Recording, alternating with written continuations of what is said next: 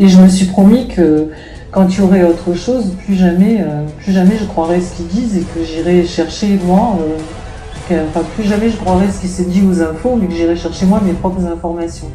Donc en fait j'ai commencé mes enquêtes au moment du H1N1 parce que je me suis dit qu'est-ce qu'il faut faire, quoi. Donc j'ai commencé à aller regarder sur le net d'abord et puis après j'ai trouvé des trucs un peu bizarres. Donc je suis tombée sur une dépêche d'une agence russe qui disait que Baxter avait envoyé 80 kilos de vaccins dans ses filiales du monde entier, qui étaient prêts à être fabriqués. C'est-à-dire, normalement, les gens prenaient la souche et fabriquaient les vaccins, tout ça, sans plus de contrôle.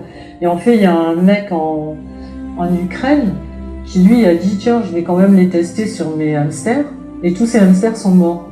C'est-à-dire que si ce mec avait pas fait ça, on risquait tous d'avoir des graves problèmes parce que les vaccins n'étaient pas du tout, Alors évidemment, Baxter s'est défendu en disant oui, il y a eu un problème de sécurité et tout. Quand on enquête un peu, on se rend compte que c'est absolument impossible. Les labos où ils font ça sont des labos où il y a 3 systèmes de sécurité, ça peut pas arriver, quoi. Et en même temps, je me suis rendu compte que le gouvernement américain avait fait passer une loi pour voter l'impunité des labos en cas d'effet secondaire, par exemple. Ça donne vachement confiance.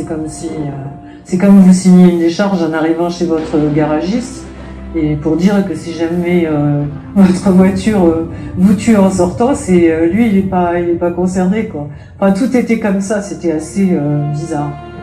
Donc du coup je me suis mise à enquêter sur tous les vaccins. Mais je trouvais des trucs tellement terribles que j'allais demander à des experts que je trouvais qui avaient l'air d'être intègres ce qui se passait, quoi. Est-ce que je comprends bien, etc. Et ils m'ont dit, oh, bah, c'est bien pire que ce que tu crois. Je dis, ah bon? Et donc j'ai enquêté sur l'hépatite B, par exemple.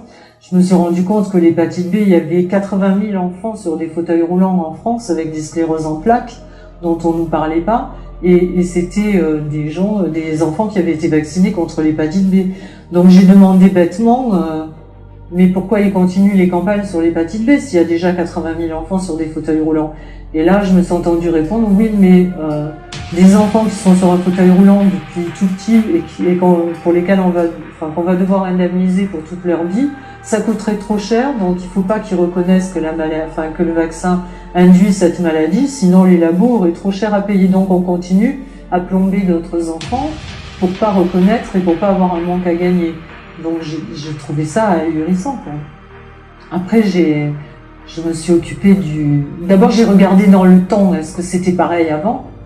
Et je me suis rendu compte qu'en fait, ça fait 60 ans qu'ils nous mènent en bateau il y avait eu la grippe aviaire avant, où chaque fois qu'on voyait un oiseau se poser dans le jardin, on disait, mon Dieu, je vais mourir. En fait, on n'a jamais vu la grippe aviaire non plus. Avant, il y avait eu la grippe espagnole. Enfin, je veux dire, et quand on regarde tous les documents, on s'aperçoit que c'est du foutage de gueule. Et par exemple, Bill Gates, qui a fait une campagne où on dit, ouais, c'est un bienfaiteur de l'humanité, il est allé vacciner les petits Africains. Il a éradiqué la polio en Afrique. Certes, c'est vrai, la polio n'existe plus en Afrique, mais maintenant les enfants meurent d'un truc qui s'appelle la paralysie flasque aiguë. Et la paralysie flasque aiguë, c'est le virus vaccinal.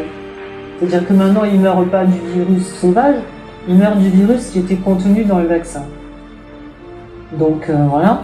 Les vaccins contiennent aussi de l'aluminium qui migre directement au cerveau et qui rend les gens, ce qui induit Alzheimer, toutes les maladies neurodégénératives. Et il y a aussi du mercure, il y a des vaccins qui contiennent du mercure, qui évidemment induit l'autisme. Alors ils savent depuis 2004 que les vaccins qui contiennent du mercure rendent les enfants autistes. Ils le savent parce qu'il y a un très bon bouquin qui a été fait par Patrick Kennedy, qui est un des neveux de John Fitzgerald Kennedy, qui est avocat et qui a écrit un bouquin qui s'appelle Deadly Immunity, l'immunité mortelle. Et il explique qu'il a assisté à une réunion en 2004 où il y avait tous les labos justement qui se posaient des questions sur le mercure et qu'à la fin du séminaire, ils savaient tous que c'était le mercure, qu'ils avaient les preuves que c'était le mercure qui créait l'autisme.